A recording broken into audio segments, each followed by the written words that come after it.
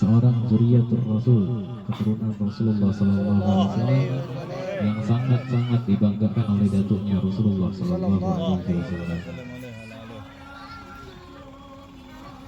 Nah, kalimat daripada Fakhrul Wujud, Fakhrul Wujud itu maksudnya adalah magom daripada kewaliannya Syekh Abu Bakar bin Salim. Jadi Syekh Abu Bakar bin Salim ini mendapatkan magom wilayah Fakhrul Wujud, dan hanya satu-satunya para wali min auliyaillah yang mendapatkan gelar Fakhrul Wujud adalah Syekh Abu Bakar bin Salim. Kalau berbicara magomnya Syekh Abdul Qadir Al-Jailani dengan magom Qutbur Rabbani, selain Syekh Abdul Qadir Al-Jailani ada yang memiliki daripada magom tersebut, yaitu Haifusin bin Hadi Al-Hamid Probolinggo. Ini magomnya sama seperti Syekh Abdul Qadir Al-Jailani. Tapi kalau untuk gelarnya, magomnya Syekh Abu Bakar bin Salim Fakhrul Wujud adalah satu-satunya. Nah, makna daripada Fakhrul Wujud ini adalah suatu maksud yang dimana ketika Syekh Abu Bakar bin Salim bermunajat kepada Allah Subhanahu wa Ta'ala, wasilah daripada istiqomahnya beliau, wasilah daripada amalan-amalan beliau, wasilah daripada teguhnya beliau berjalan di jalan syariat datuknya Rasulullah sallallahu alaihi wasallam, doa-doa beliau selalu diadakan oleh Allah Subhanahu wa Ta'ala. Jadi Fakhrul Wujud itu ada. Jadi setiap Syekh Abu Bakar bin Salim bermunajat kepada Allah Subhanahu wa Ta'ala, doanya Syekh Abu Bakar bin Salim selalu diadakan oleh Allah Subhanahu wa Ta'ala. Jadi doanya Syekh Abu Bakar bin Salim tidak pernah ditolak oleh Allah Subhanahu wa Ta'ala, sebagaimana Allah Subhanahu wa Ta'ala tidak pernah menolak daripada doa datuknya Rasulullah sallallahu alaihi wasallam. Nah, untuk kalimat ya dinat wa ahlaha, maksudnya Syekh Abu Bakar bin Salim ini kelahiran di kota Inat. Akhirnya Syekh Abu Bakar bin Salim ini di kota Inat dan dimakamkan pun di kota Inat.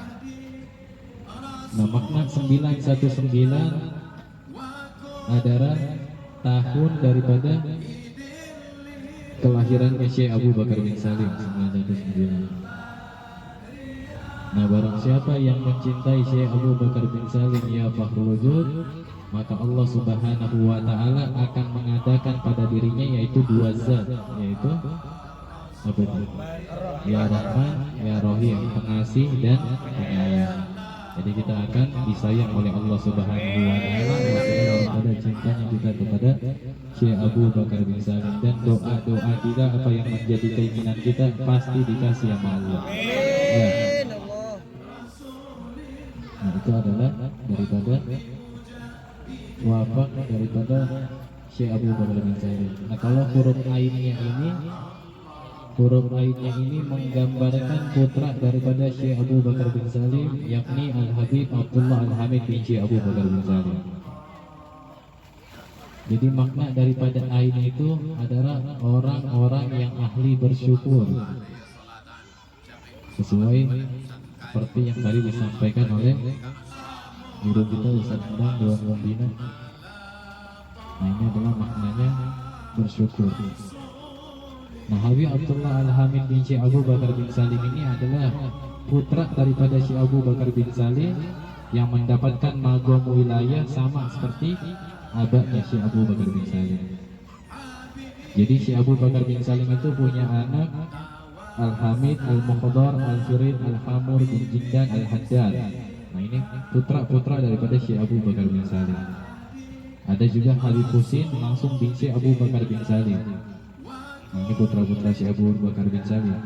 Yang mendapatkan magom wilayah ayahnya adalah Al-Habib Abdullah Al-Hamid bin Syekh Abu Bakar bin Salim. Jadi Syekh Abu Bakar bin Salim ini terkenal dengan pasirnya. Kalau di Hadramut itu, kalau kita ke Hadramut, banyak orang yang ambil pasirnya Syekh Abu Bakar bin Salim. Sebab banyak fadilah-fadilah yang berada di dalam pasir tersebut. Ketika Habib Abdullah Al-Hamid ini dipanggil oleh ayahnya, ketika ayahnya ingin memberikan seluruh magom yang ada pada dirinya kepada putranya Habib Abdullah, Habib Abdullah Al-Hamid saking tingginya kedudukan ayahnya di sisi Allah Subhanahu wa taala tidak sanggup untuk menampung semua magumnya daripada ayahnya.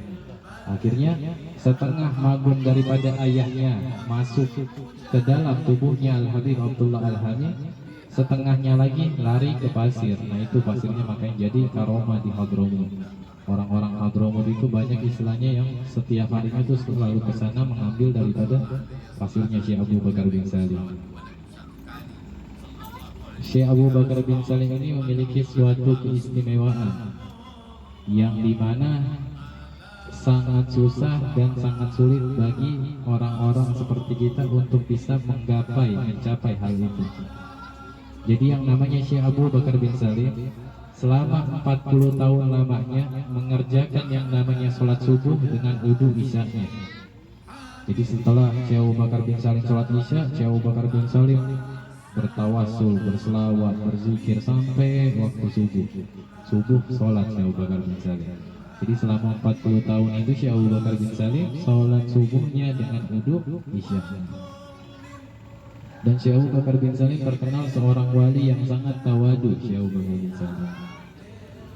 Jadi Syekh Abu Bakar bin Salim ini setelah dia menjalani ibadah ini selama 40 tahun yang tadi sholat isya, sholat subuh dengan wudu isya, nah beliau melanjutkan lagi amaliyah ibadahnya dengan cara setiap sebelum masuk waktu sholat subuh, beliau keliling nih di kota Hadramut ke masjid, ke musola, diisi air di situ, di penampungan air tuh, di masjid diisi, di musola diisi, dengan niatan agar ketika orang-orang ingin sholat subuh pada berangkat ke masjid, ke musola nggak pakai nunggu air lagi tuh, sebab sudah terisi air. Wa subhanallah, daripada perkara ini Allah Subhanahu wa taala mengangkat daripada kedudukannya Syekh Abu Bakar bin Salim. Jadi kalau kita ingin dicintai oleh Allah Subhanahu wa taala, maka kita wajib mencintai para kekasih-kekasihnya Allah Subhanahu wa taala. Sebab yang namanya rasa cinta